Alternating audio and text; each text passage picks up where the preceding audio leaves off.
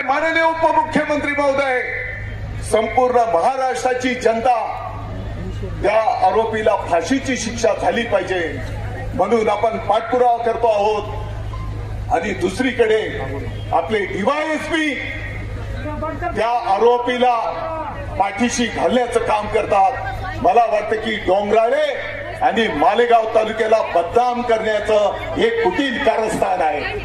आणि म्हणून ज्या डीवायएसपीने हे कृत्य केलेलं आहे, कारण ही केस जेव्हा कोर्टात चालेल तेवढे पुरावे,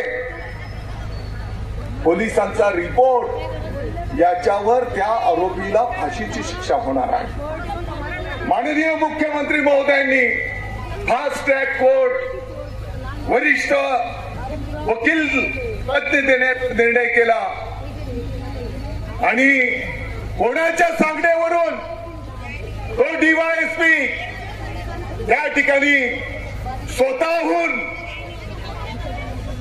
कोर्टाच्या समोर मॅजिस्ट्रेट कस्टडी मागतो, म्हणजे तो आरोपी मॅजिस्ट्रेट कस्टडीत जाईल आणि पुढच्या टप्प्यामध्ये त्याला जामीन मागण्याचा अधिकार प्राप्त होईल। आणि म्हणून या गोष्टीचा मी निषेध करतो।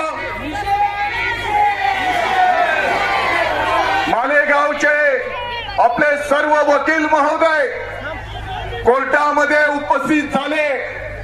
मी स्वतः ऍडिशनल एसपी संधू साहेबांशी संपर्क केला, त्यांना मी सांगितलं की अशा प्रकारचं चुकीचं काम त्या डीवायएसपीच्या माध्यमातून होत आहे आणि यामुळे आणखी संतापामध्ये संपूर्ण महाराष्ट्रामध्ये लाट त्या ठिकाणी निर्माण होईल। आणि मग तो एनसीआरचा रिपोर्ट त्या ठिकाणी बदलला गेला आणि त्या ठिकाणी पोलीस कोठडी मागितली गेली। मी सर्व वकील महोदयांचा आभार व्यक्त करतो, माननीय न्यायदेवतेचा आभार व्यक्त करतो की त्यांनी 8 दिवस त्या नराधमाला पोलीस कोठडी दिलेली आहे। परंतु जर तपासाची सुरुवात जर अशा पद्धतीने होत असेल, जर याला गांभीर्याने घेतलं जात नसेल तर ही गोष्ट योग्य नाही। आणि म्हणून येणाऱ्या 2 दिवसामध्ये आजच मी माननीय मुख्यमंत्री महोदयांना त्या डीवायएसपी 22 कडनं हा पदभार काढून घेतला जावा आणि त्याची बदली आपल्या या तालुक्यातून करण्यात यावी आणि वरिष्ठ आयपीएस अधिकाऱ्याकडे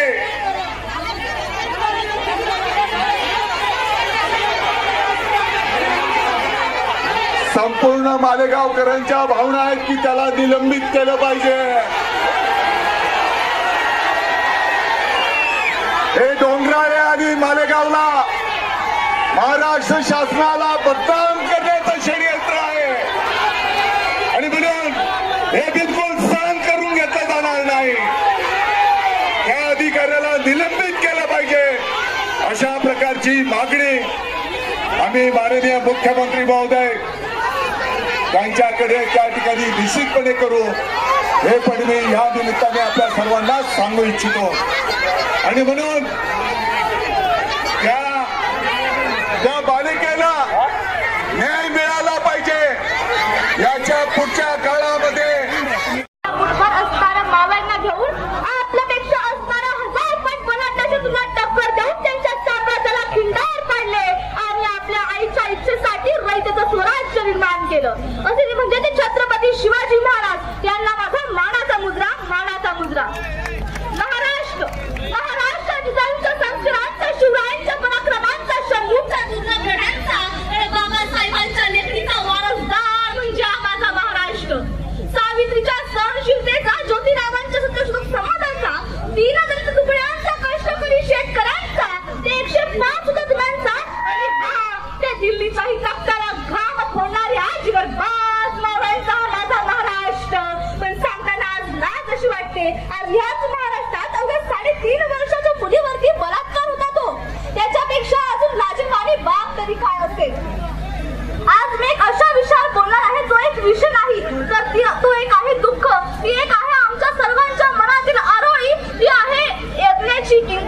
आणि शेवटची एक निरागस किंकाळी.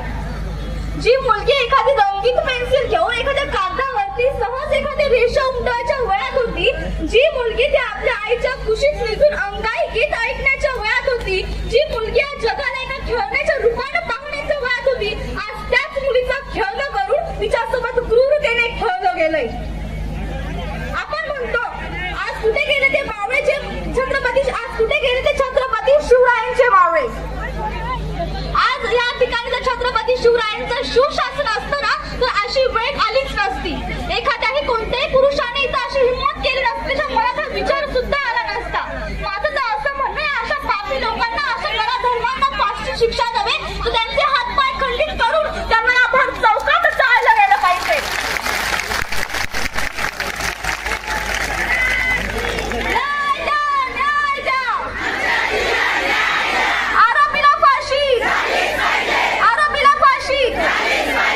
जेव्हा त्या यज्ञाचा मृतदेह तिच्या आई समोर आला असेल तेव्हा काय वाटलं असेल त्या आईला, किती जीव जळाला असेल. जर आपल्या मुलीला थोडीशी ठेच तरी पोहोचली तर आईचं बघायला किती दुःख होतं. जेव्हा त्या आईने आपल्या मुलीचा अशा तिची अवस्था पाहिली असेल तेव्हा त्या आईच्या मनाला काय वाटलं असेल याची आपण कल्पनाही करू शकत नाही.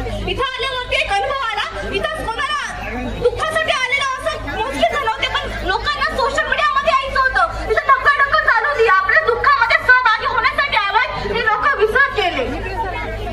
ज्या दिवशी आरोपीला फाशी होईल अगदी त्याच दिवशी आपल्या या चिमुकलीला न्याय मिळालेला असेल.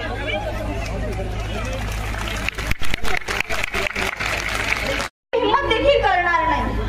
म्हणून आज चौरंगा म्हणजे शिवशासन ही पद्धती अंमलात आणणे आज काळाची गरज आहे. या आम्ही सर्वांच्या वतीने मागणी करते की चौरंगा ही पद्धत अंमलात आणून शिवशासन हे इथं अंमलात आणलं गेलं पाहिजे.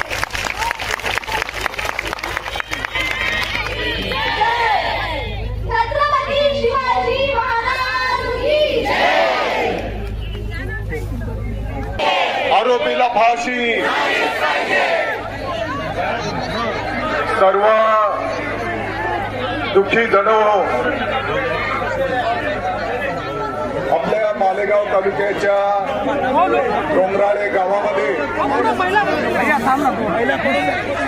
ही अतिशय निर्दयी दुःखद घटना झालेली आहे. आपल्या सर्वांना माहिती आहे की रविवारी ही दुःखद घटना, निर्दयी घटना झाली. गावकऱ्यांचा निरोप आल्याच्या नंतर अर्ध्या तासाच्या आत आपल्या पोलीस प्रशासनाचे अधिकारी त्या जागेवर गेले. गावकऱ्यांच्या सोबत त्यांनी त्या घटनेची स्थळाची माहिती घेतली आणि साधारणपणे 1 तासाच्या आत त्या ठिकाणी त्या आरोपीला ताब्यात घेतलेला आहे. त्या आरोपीला उद्या कायद्याच्या चौकटीत फाशीची शिक्षा झाली पाहिजे म्हणून आपल्या त्या पालिकेचं पंचनामा वरिष्ठ पोलीस महिला अधिकाऱ्याच्या उपस्थितीत इन कॅमेरा या ठिकाणी करण्यात आलेला आहे.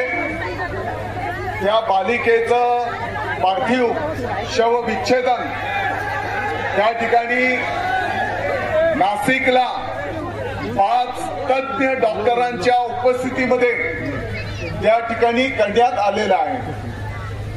मला वाटतं की त्याचा प्राथमिक अहवाल मिळालेला आहे.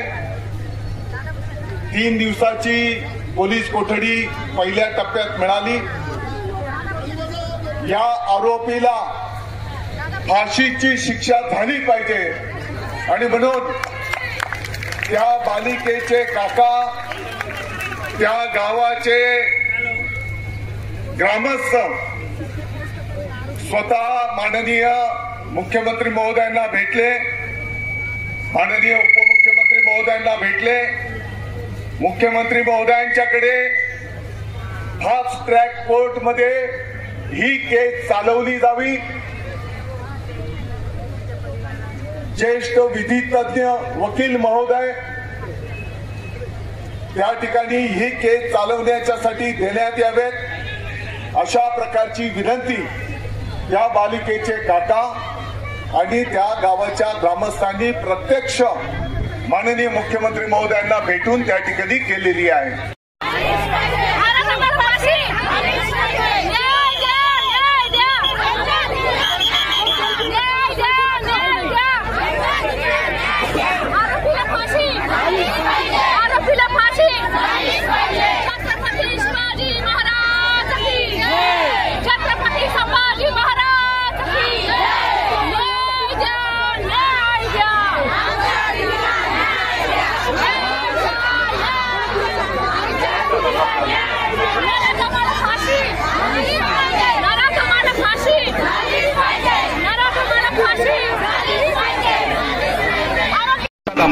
डीजे थोडासा पुढे घ्या. अजून महिलांनी कृपया आता जागेवर थांबायचंय. आपला मोर्चाचा जो मार्ग होता तो इथे आपल्याला पूर्ण झालेला दिसत आहे.